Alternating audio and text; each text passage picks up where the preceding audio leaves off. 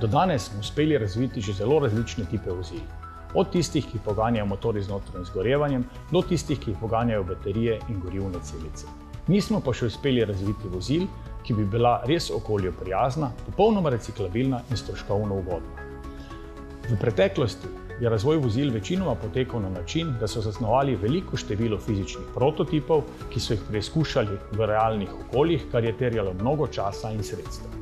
V sodobnem času pa napredne računalniške metode omogočajo, da v zelo kratkem in na stroškovno učinkovit način preverimo milijone različnih zasnov vozil, njihovih pogonskih sistemov in komponent.